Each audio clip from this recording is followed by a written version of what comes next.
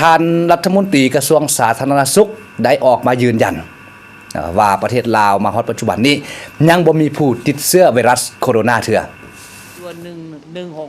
ในตอนบ่ายของวันที่27 มังกร 2020 นี้ทานรองศาสตราจารย์ดร.บุญกงศรีหาวงศ์รัฐมนตรีกระทรวงสาธารณสุขได้แถลงข่าวชี้แจงและรายงานสภาพการระบาดของพยาธิอักเสบปอดที่เกิดจากเชื้อจุลโรคสายพันธุ์ใหม่โนโวโคโรนาไวรัสที่เมืองอู่ฮั่นแขวงหูเป่ยสาธารณรัฐประชาชนจีนว่ามาฮอดปัจจุบันสาธารณรัฐประชาธิปไตยประชาชนลาวยังบ่ทันมีรายงานกรณีติดเชื้อพยาธิดังกล่าวถึงอย่างใดก็ตามกระทรวงสาธารณสุขสาธารณรัฐประชาธิปไตยประชาชนลาวก็ได้มีการติดตามเฝ้าระวังสถานการณ์อย่างใกล้ชิดโดยการกำหนดจุดประสานงานในการจัดตั้งปฏิบัติมาตรการในการกะเกี่ยมความพร้อมบรรดาด้านสากลได้มีการให้ข้อมูลข่าวสารแก่ผู้โดยสารขาเข้าและมีการกะเกี่ยมความพร้อมในการคัดกรองผู้โดยสารที่เดินทางมาจากประเทศที่มีรายงานการระบาดบรรดาห้องหมอได้มีการกะเกี่ยมห้องแยกเดียวอุปกรณ์ป้องกันตนเองและโดดทับส่งคนเจ็บและมีการกะเกี่ยมความพร้อมให้แก่พนักงานแพทย์หมอด้านเวียกงานการปิ่นปัวและควบคุมการติดเชื้อ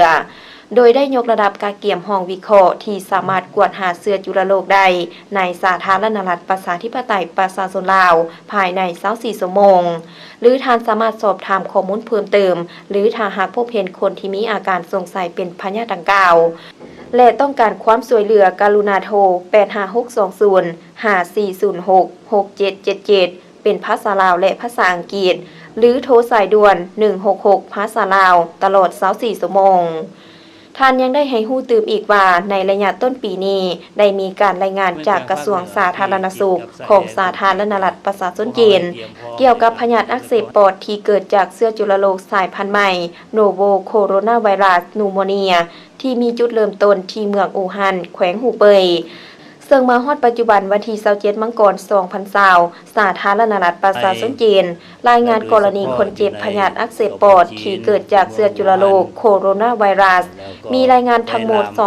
2,744 กรณีเสียชีวิต80 กรณีคนเจ็บหนัก461 กรณีการรายงานเฉพาะในสาธารณรัฐประชาชนจีนมีรายงานทั้งหมด30 เมืองสภาพการเกิดการระบาดพยาธิอักเสบปอดที่เกิดจากเชื้อจุลโรคโนโวโคโรนาไวรัสอยู่ประเทศอื่นๆว่าเชื้อที่เป็นสาเหตุของพยาธิดังกล่าวจัดอยู่ในครอบครัวจุลโรคโคโรนาไวรัสซึ่งอาการของพยาธิรวมมีไข้ไอเจ็บคอและหายใจยากพยาธิดังกล่าวสามารถติดต่อโดยตรงจากคนหาคนการสัมผัสไอจามจากคนและสัตว์ที่ติดเชื้อถ้าคนเจ็บบ่ไปพบแพทย์แต่หัวทีอาการอาจจะหุนแหงเหตุให้คนเจ็บเสียชีวิตได้กรณีคนเจ็บจากเมืองอู่ฮั่นเดินทางไปบนอื่นมีคือฮ่องกง8 กรณีมาเก๊า5 กรณีไต้หวัน4 กรณีประเทศไทย7 กรณีและเป็นคนไทย1 กรณี2 กรณีปีนปัวดีขึ้นประเทศญี่ปุ่น3 กรณี1 กรณีปีนปัวดีขึ้นเกาหลีใต้3 กรณีเวียดนาม2 กรณีสิงคโปร์4 กรณีสหรัฐอเมริกา3 กรณี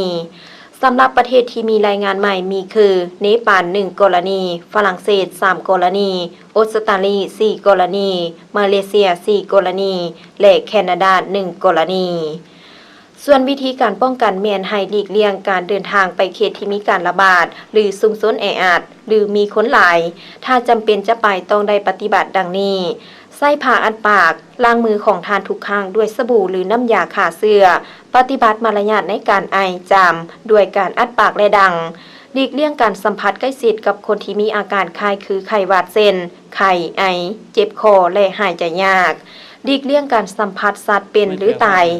หากมีอาการไข้คือไข้หวัดเส้นไข้ไอเจ็บคอหายใจยากควรไปพบแพทย์หมอใกล้บ้านทานและแจ้งประวัติการเดินทางของทานถ้าได้ไปเขตที่มีการระบาดพยาธิดังกล่าวในระยะ14 วันก่อนมีอาการ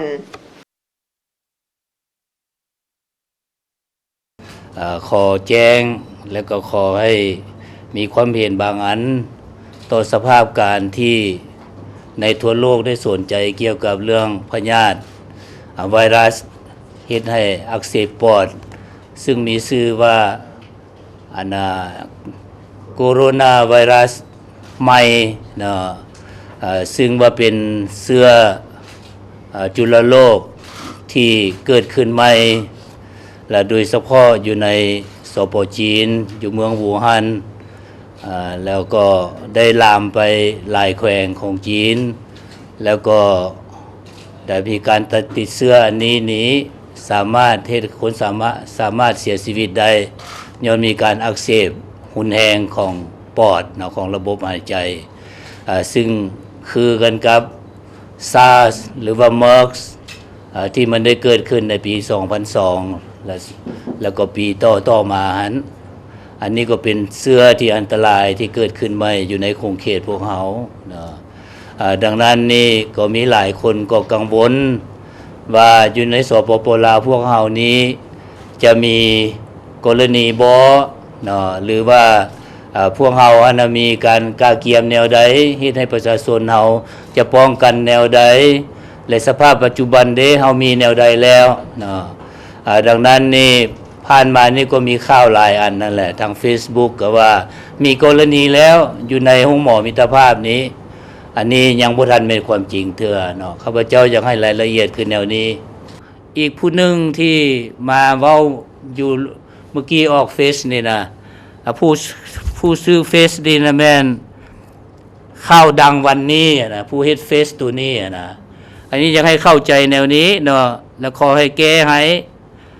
ตัวอย่างแม่น Hot News Today ก็ที่เอ็ดฟูสเทนี่ว่ามีกรณีแล้วอยู่ลาวนอนอยู่ห้องหมอมิตรภาพแล้วเห็นแพทย์เฮานุ่งเครื่อง PE นะพวกสหายคือสิฮู้แล้วเครื่องคือขึ้นอวกาศนะสอบถามอยู่อันนั้นแม่นกรณีคนเจ็บที่มาหาเฮาที่เฮาสงสัยและแพทย์เฮาต้องได้ขึ้นนุ่งเครื่องที่ดีเพื่อป้องกันตัวเองแล้วเพื่อสอบถามอันนี้แล้วเพื่อต้วยเอาเสมหะต้วยเอาหูคอไปส่งให้ห้องแลบกวดอันนี้พวกเขาต้องได้นุ่งเครื่องแนวนั้นดังนั้นนี่บ่ฮู้ว่าผู้ใดไปแชร์ฮู้อันนี้ก็เลยนักข่าวนี่ก็เลยว่าบ่ได้ถามหน้าถามหลังหยังว่ามีกรณีแล้วอยู่ลาวสินะบ่แม่นอันนี้เป็นวิธีเฮ็ดเวียกของแพทย์หมอเฮาต้องป้องกันแพทย์หมอของพวกเฮากระทรวงสาธารณสุขหลังจากได้รับการรายงานของสปจีนมาให้พวกเฮาแล้วนี่กับทางองค์การอนามัยโลกประจำภาคพื้นกันรายงานว่ามีกรณีนี้พวกเฮาก็กระกาเกียมก็ได้แจ้งการไปให้แต่ละแขวงกวดกาบ่อนนำเข้าออกด้านต่างๆใน27ด้านในพวกเฮาก็เตรียมพร้อมแล้วก็พร้อมกันนั้นก็ให้ข้อมูลเกี่ยวกับเรื่องเชื้อไวรัสตัวนี้ให้แก่แพทย์หมอเฮาเพื่อป้องกันแพทย์หมอเฮาและพร้อมเดียวกันนั้นพวกเฮาก็ได้แต่งตั้งคณะกรรมการเพื่อรับผิดชอบเรื่องข่าวสารเรื่องวิเคราะห์เรื่องกันพยาธิเรื่องปิ่นปัวเรื่องควบคุมนั่นแหละอันนี้พวกเฮาก็ได้จัดตั้งคือแนวนั้นและพร้อมเดียวกันนั้นนี่พวกเฮาก็ได้กาเกียมพวกเฮาเองคือศูนย์วิเคราะห์ระบาดวิทยานี่ก็ให้ว่าให้เฮ็ดได้24ชั่วโมงในการกวดวิเคราะห์อันนี้นอกจากอันนั้นไข้หวัดสายพันธุ์ใหม่ที่พวกเราเว้านะ H1N1 H5N1 H3N1 เนี่ยนะพวกเราได้เฮ็ดแล้วและสำหรับโคโรนาโรไวรัสนี่พวกเราก็เฮ็ดได้ปัจจุบันนี้แล้วหลังจากนั้นพวกเราก็ได้เตรียมห้องหมอที่มีความสามารถเตรียมได้คืออยู่ห้องหมอมิตรภาพที่พวกเราเตรียมสมัย SARS กับ MERS แล้วก็ห้องหมอมโหสถและห้องหมอเศรษฐาธิราชและพร้อมเดียวกันนั้นก็ได้แจ้งให้แต่ละห้องหมอของแขวงนี้โดยเฉพาะเป็นแขวงภาคเหนือที่ติดกับชายแดนของจีนนี่พวกเราให้เตรียมพร้อมในการอันนี้แล้วก็ให้สนทนาปรึกษากับทางฝ่ายจีนซึ่งว่าเฮาเฮ็ดเวียกนำกันดีแล้วที่ว่าในการควบคุมอันนี้ท่านผู้ชมที่เคารพถึงว่าประเทศลาวยังบ่มีผู้ติดเชื้อพยาธิอักเสบปอดหรือว่าเชื้อจุลโรคสายพันธุ์ใหม่ไวรัสโคโรนาก็ตามแต่เราใดพวกเราก็ต้องได้เอาใจใส่ในการป้องกันสกัดกั้นหากผู้ใดมีอาการเป็นหวัดเป็นไอเจ็บหัวให้รีบฮ้อนไปพบแพทย์หมอโดยด่วนเพื่อกวดกาอย่างละเอียดถ้าหากท่านใดที่มีการพัวพันกับคนที่เดินทางมาจากประเทศจีน หากมีอาการคือดังทีกล่าวไปนั้นก็ขอให้แจ้งละเอียดต่อเจ้าหน้าที่แพทย์หมอเพื่อจะได้เข้มงวดในการกวดนะป้องกันสกัดกั้นบ่ให้พยาธิดังกล่าวนี้มาแพร่ระบาดอยู่ประเทศลาวและขอให้ประธานจงมีสติในการเสพข่าวออนไลน์ให้พิจารณาและมีวิจารณญาณเนาะเพราะว่าบางข่าวก็เป็นข่าวที่บ่เป็นความจริงบางข่าวที่เป็นความจริงนะครับการยั่งยืนจากภาคส่วนที่เกี่ยวข้องพวกเราจึงเชื่อเนาะฉะนั้นก็ขอให้ผู้ที่จะโพสต์จะแชร์จะแสดงความคิดความเห็นขอให้ระมัดระวังแล้วก็มีวิจารณญาณถ้าหากว่าบ่ได้รับข้อมูลข่าวสารจากทางการก็บ่ให้หลงเชื่อเพื่อบ่ให้สังคมมีความแตกตื่น